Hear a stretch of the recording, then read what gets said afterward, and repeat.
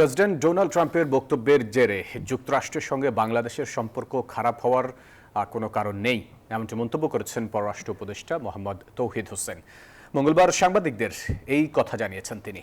তিস্তা প্রকল্প নিয়ে চীনের সঙ্গে সমঝোতা স্মারক সই হওয়ার কথাও জানান উপদেষ্টা। ভারতের ভিসা ইস্যুতে বলেন, এই বিষয়ে ভারতকেই সিদ্ধান্ত নিতে হবে।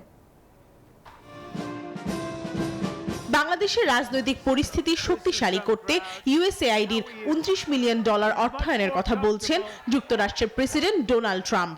বলা হচ্ছিল বাংলাদেশের দুজন ব্যক্তির মালিকানাধীন কোনো সংস্থাকে এই অর্থ দেওয়া হয়েছে। বিষয়টি খতিয়ে দেখেছে বাংলাদেশের পররাষ্ট্র মন্ত্রণালয়। সোমবার এক বিবৃতিতে জানানো হয়, দুজনকে অর্থ দেওয়ার বিষয়টি সত্য নয়। মঙ্গলবার পররাষ্ট্র মন্ত্রণালয়ের সাংবাদিকদের মুখোমুখি হন উপদেষ্টা মোহাম্মদ তৌহিদ হোসেন। অর্থায়নের বিষয়টি নিয়ে বাংলাদেশ যুক্তরাষ্ট্র সম্পর্কে কোনো নেতিবাচক প্রভাব পড়বে কিনা এমন প্রশ্নের মুখোমুখি হন তিনি। বলেন, ডোনাল্ড ট্রাম্পের মন্তব্যের কারণে দুদেশের সম্পর্ক খারাপ হওয়ার কোনো কারণ নেই। আমাদের এখানে এমন না যে এমন কোনো দুই ব্যক্তি নাই যাকে $29 মিলিয়ন দেওয়া হয়েছে, কারণ এটা নিয়ে সম্পর্ক এদিক হবে আমার মনে হয় না। এটা বিষয়টা হলো তারাও তো জাস্ট প্রেসিডেন্ট বলেছেন একটা প্রেসিডেন্ট কোনো ডিটেলস দেন নেই বা কারো অ্যাকিউজেশনও করে নেই। আমরাও দেখেছি যে আসলে এরকম কোনো কিছু নেই। তিস্তা চুক্তি নিয়ে চীনের সঙ্গে সমঝোতা স্মারক সই হওয়ার কথাও জানান উপদেষ্টা।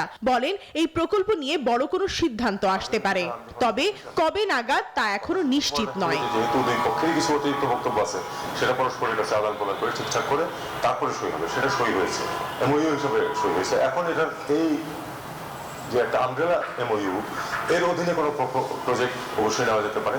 এই নিয়ে এখনো ফাইনালাইজ কিছু হয়নি। ভারত ইস্যুতে পররাষ্ট্র উপদেষ্টা বলেন, দুদেশের মধ্যে কাজের সম্পর্কই প্রধান বিষয়। ভিসা ইস্যুতে ভারতকে সিদ্ধান্ত নিতে হবে বলেও মন্তব্য করেন তিনি।